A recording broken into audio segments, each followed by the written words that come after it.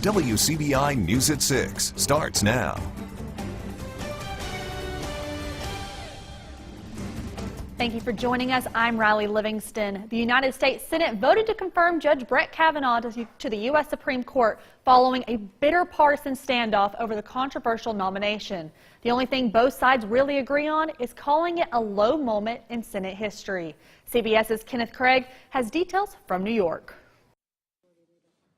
By a count of 50 to 48, the Senate confirmed Judge Brett Kavanaugh to the nation's highest court. He was sworn in a private ceremony shortly afterward. Today begins a new chapter in American history where the Supreme Court will move significantly to the right. Hope this is bottom. If it's not, God help us all. The confirmation capped off a bitter partisan fight, defined by allegations that Judge Kavanaugh sexually assaulted Dr. Christine Blasey Ford when both were teenagers. A brief FBI investigation turned up no corroborating witnesses. Democrats and Republicans blamed each other for the spectacle. It has been cruel, reckless, and indecent. I believe Republican leaders and President Trump did everything they could to hide the facts. Protesters in the gallery tried several times to interrupt the vote. Outside, they spent the day in vocal objection to Kavanaugh as Capitol Police hauled off some demonstrators in handcuffs. I was here to protest when Anita Hill wasn't believed, and I can't believe I'm back here again for the same reason. Kavanaugh also had supporters in the crowd. The reality is that our judicial system is based on the presumption of innocence. President Trump had glowing words for Kavanaugh. We have a great new Supreme Court justice, and he's going to be there for many years. Both Democrats and Republicans have suggested the confirmation showdown could energize voters in November's midterm elections. Kenneth Craig, CBS News. It's time now for a first look at our weather with meteorologist Jacob Dickey. Hey Riley, we've been watching a beautiful sunset here, just set right now out there, but a nice sky out there. Really a pleasant evening once we get the heating of the day to go away. Still a little warm in some spots. Columbus, 85, Starkville, 82, West Point, 85. But those temperatures will quickly drop in the coming hours here, expecting into the upper 70s by 9 p.m. and 11 p.m. For the 60s for many of us tonight, a cool morning for us on our Sunday morning. However, as we look forward, we do have some things to talk about. A midweek cold front is on the way. That means fall weather. It's coming. We are seeing some nice fall temperatures in the 7-day forecast. But before that, we also have to deal with the tropics here, expecting to see some tropical development out there. Coming up in just a bit, we're going to talk more about this potential tropical cyclone heading in our general direction. We'll talk about how low the temperatures get and when this summer heat will hopefully end for good. Thanks, Jacob. Teachers from all over the state came out for the MUW for Mississippi Council for Social Studies Conference. This once-a-year event brings aspiring and current teachers together. The conference works to keep teachers up to date and help them learn and grow as leaders. Special guest Marshall Ramsey spoke at the conference. The conference also honored their Teacher of the Year, Jesse Palmer, and Hall of Fame teacher, Chuck Yarborough. Social studies, as you know, includes a lot of different disciplines, so it is a very challenging subject to teach. At the same time, you have a chance, it's like a blank canvas. You have so many things that connect to the social studies, so being able to provide professional development is really important for teachers and aspiring teachers to stay current. Around 100 teachers made it to this year's conference. The city of Nettleton is preparing for a busy weekend next week, which is why volunteers dispersed among the community in aid of picking up trash. This is just a small fraction of the trash they collected. It is their 4th year for the community cleanup, which takes place 1 week before the annual Town Creek Festival downtown. Of course, we also do it because of the environment. We're stewards of our land here, and if we don't take care of it, nobody else is going to do it for us. Waddle says 32 volunteers took part in the cleanup. The Choctaw County Flea Market took place this morning at the Choctaw Regional Medical Center in Ackerman, and some vendors are finding new ways to help out the community. WCBI's Cash Matlock was there and brings us a story. The semi-annual Choctaw County Flea Market took place for the second time this year, early Saturday morning. In 2012, we started a Turning the Tide on Poverty project, and so we wanted a venue where families could come together, sell yard sale items or handcrafted items as a way to earn extra income for their families. Vendors at the flea market sold everything from vegetables, antiques, clothing items, jewelry, and books. Farmer Teresa Irvin says it's important to introduce healthy eating into children's lives at an early age. We like to teach the kids about the importance of healthy food and growing natural. But Teresa isn't the only vendor looking out for the community's health. The Associate Nursing Program at Holmes Community College in Grenada is also trying to make an impact. We're checking blood pressure, we're teaching people signs and symptoms of stroke, diabetes, what to look out for, and things like that, and flu prevention. When I arrived at the flea market today, my blood pressure was actually the last thing on my mind, but thanks to the ADM program at Holmes Community College in Grenada, I found out that my blood pressure was actually 148/88 and is considered on the higher end of the spectrum for my age group. Sarah Bowen of the ADM program says it's common for people to not realize they have high blood pressure and that people often overlook signs of trouble. They might think that a little bit of indigestion is just indigestion, but it could actually be signs of like heart disease or a heart attack. Well, booths and vendors like these are the reason event coordinators think the flea market is so important to the community. An event like this just brings the community together. And many hope that the event continues to grow in the future. Well, I'd like to see more people come out. In Choctaw County, Cash Matlock, WCBI News. Bowen also said that anyone with high blood pressure should check it periodically throughout the week and consult their doctor if it does not go down. Macon hosts the 32nd Dancing Rabbit Festival. More on that after the break.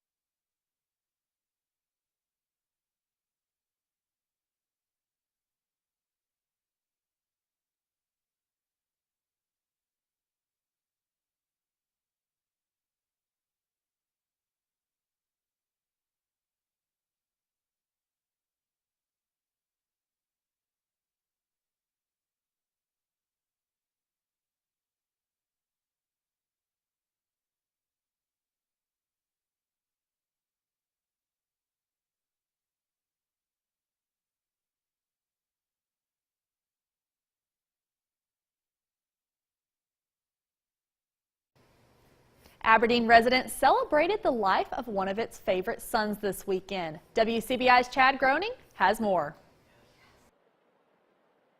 For 11 years, blues music fans have gathered on the banks of the Tennessee Tombigbee Waterway for the annual Bucka White Blues Festival. Besides music, there is a barbecue competition and a kayak race. Some folks pulled their boats up on the dock to get a great seat for all the events. And someone brought this mobile satellite receiver so nobody will miss the football games. It's all about Bukka White, who along with fellow blues legends Howlin' Wolf and Albert King are immortalized on this downtown mural, commemorating Aberdeen being part of the Mississippi Blues Trail. In 1940, Bukka White recorded the blues song Aberdeen, Mississippi Blues, and he lived here in Aberdeen in the 20s and 30s. His name was Booker White first, and it was mispronounced, and that's how Bukka came around. And he recorded blues all over the world, and with some very, with B.B. King and other artists, and just was a part of making Mississippi blues history and putting us on the map. And Ray says the blues are synonymous to both the Delta and Northeast Mississippi. The legend is that Robert Johnson, of course, sold the soul to the devil at the crossroads at Highway 61, and just kind of made us famous. And blues is the time that, Bukka White was in prison, and these men led these kind of lives where it was down and out, and they just expressed themselves with their music. And there's a great connection between the blues and barbecue. The blues goes back a long way, a lot of history in it. A lot of the young generation don't understand how far back the blues and the barbecue cooking goes. It really originated in the South, and I just think it's a good thing. And what is the key to winning the barbecue contest? Preparing your meat, watching your temps on your cooker, getting your times right. And it's a lot of work to it, but it's a lot of fun too. Chad Groening, WCBI News, Aberdeen. The festival is continuing tonight with plenty of big-name blues artists performing. Downtown Macon closed off its streets today for the 32nd annual Dancing Rabbit Festival. The festival took place along the streets of downtown as well as the courthouse lawn. Event goers enjoyed live music of various genres like country, folk, R&B, and the blues. There were also food vendors, arts and crafts booths, places for face painting, and karaoke line dancing. Event coordinator Mari Kaufman said it's important for the community to come together. It's just a great day to bring everybody back together, that we always get so busy in our day-to-day lives, and it's one day out of the year that people can come in and just see people that maybe they haven't seen like for a whole year since last year, and come out and just hang out underneath the shade tree and enjoy some music. The festival is named after the Dancing Rabbit Treaty signed on September 27, 1830, between the Choctaw people and the United States government. Alert forecast with meteorologist Jacob Dickey. Well, we're enjoying a cooler evening now that we've set the sun, and out there in Starkville, people at the game down to 79 already. Our highs today were in the upper 80s and low 90s, a good 10 to 15 degrees above average. In the evenings, we get some of that cooler weather to finally settle in, down to 85 in Tupelo, still 85 in Columbus, 79 in Winona, 79 in Starkville, 75 in Louisville. Those temperatures will be heading down into the upper 60s tonight. Coffee Sunday morning will be great out the door, 67 in Columbus, 68 in Amory, Louisville 65, as is Eupora, for 65 overnight tonight under a mostly clear sky. For our Sunday then, much of the same. Summer not going anywhere yet. Upper 80s and low 90s into the afternoon. I think we'll see lots of sunshine and some afternoon puffy cumulus cotton ball clouds out there. Could see a stray shower out there. I think our futurecast is a little aggressive on some of those showers in the I-22 corridor, but still can't rule out one or two spot showers out there. The total amounts from that will be light, and we'll clear things off by Sunday night. Overall, many of us will stay dry. Still up to 90 in Amory and Aberdeen, 90 in Tupelo, 88 in Pontotoc on our Sunday afternoon. The heat index values will again be into the mid to upper 90s. I've got 90 in Columbus, 89 in Macon, 87 in Ackerman, Eupora at 88. West Alabama, low 90s for us also, 90 in Sologit, 90 in Reform, Aliceville, 91 will be our Sunday afternoon high. Another summer-like day for us here as we end the weekend. We stay with this pattern here. That high pressure keeps us dry for the most part, but things are changing.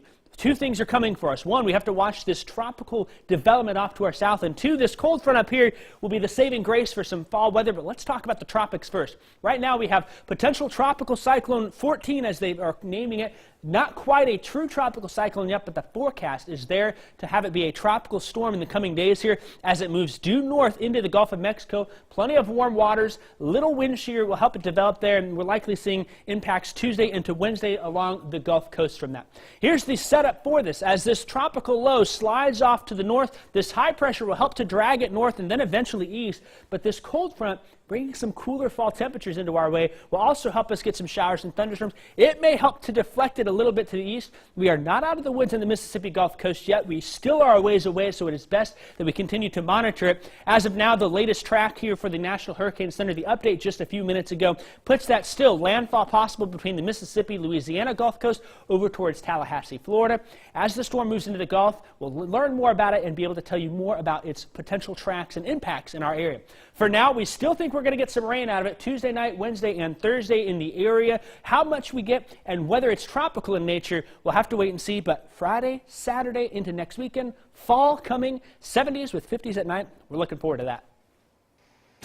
Area softball kicking off round 1 of its postseason play today. Highlights with Courtney next in sports. PI Sports with Courtney Robb. Happy Saturday, everyone, and what a Saturday it has been with round 1 of the MHSAA slow pitch softball playoffs getting underway. Runs were definitely heavy this slow pitch season, and if you're a fan of that, then these playoff games sure won't disappoint. So let's get right to the highlights. Amory hosting Moorville for the first round of the playoffs today. And the Troopers starting things off here, a long one to center field. Ashley Stevens is going to dive for it, but she's going to be a little bit too late there. Long able to get to first, keeping things going for Moorville. Kitty Hayes sends another one to center. They're also going to be able to grab a single for the Troopers on that one. Amory up to bat now after a scoreless first inning. Panthers, Maddie Mitchell says, let's get the playoff party started. Snags a nice home run there, but she's not going to be the only one for the Panthers. Bottom of the third, Connor Stevens wants in on the action. She's going to hit one over the fence.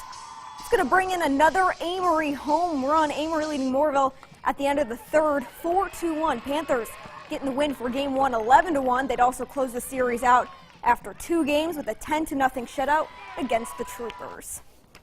Let's keep the playoff party going. Smithville now hosting Vardaman. It'd be all Vardaman early. Maddie Terrell hits one to center field, and it goes through the legs of Orlandria Smith. A critical mistake here. The arrow ends up costing them a double on that one. And keeping it rolling for the Rams, Mary Grace Davis gets a nice hit, but Smithville gets yet another error. The Lady Knolls allow McKinley Jones to get to third base, and Vardaman, they're not stopping. And we'll see that here as Annabeth Lucius. She's going to hit one to center, and it's going to be good enough to get Adrian Myers home for another Ram run on that one. Vardaman getting up 5-0 just after the first inning. Smithville makes a heck of a rally, comes back with a 10-9 win, also winning game 2 and closing out the series. To North Pontotoc now for some softball first-round playoffs, facing Houston in this one. Top of the first for Houston. Paige Gilgore rips a chopper to second, but the throw to first is over the baseman's head. MSU commit Aquana Brownlee going to come in to score, and the Lady Toppers up 1-0 on that. Bottom of the half now for North Pontotoc. Allie Leith hits a deep shot to center. See you later on that one. It's gone for a 3-run home run. Lady Vikings take a 3-1 lead. Top of the third now for Houston. Paige Kilgore rips a liner to left for a base hit. Geraldine Jenkins rounds third to try and score.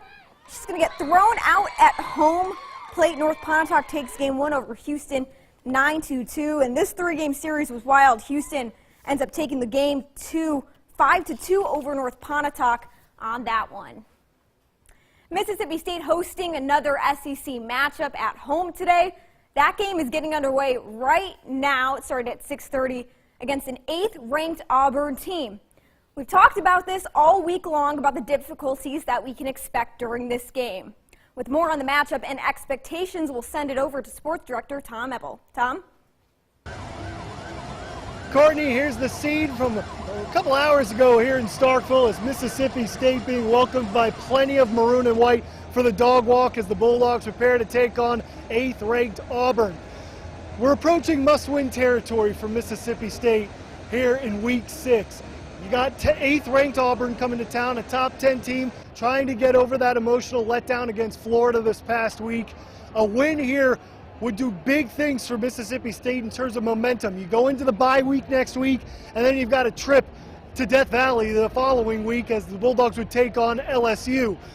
It only gets more difficult here for Mississippi State. They've got, according to advanced metrics, the Bulldogs have the toughest remaining schedule in college football. So a win today would do miracles for Mississippi State's confidence as we head into October, and SEC competition only gets more difficult. We're expecting a slug out in this game. There's no ifs, ands, or buts about it. Both teams have struggled offensively, but defense has been on point for both of them. They both rank toward the top in the SEC in terms of defensive efficiency. So it could be low scoring, but who knows? We could see a wild and wacky shootout here in Davis-Wade. So we'll recap everything from Starkville coming up tonight at 10 right here on WCBI Sports. But for now, reporting inside of Davis-Wade Stadium, Tom Mebel for WCBI Sports. Courtney, we'll send it back to you in the studio. Thanks, Tom. Like you mentioned it, we'll have those highlights along with Ole Miss highlights. That was a 70-21 win at home today coming up at 10. But that's going to be it for sports. We'll have your last look after the break. Stick with us. Thankfully, summer weather looking to come to an end Friday through Saturday next week. And Riley, I am looking forward to that. Me too. We'll see you back here at 10.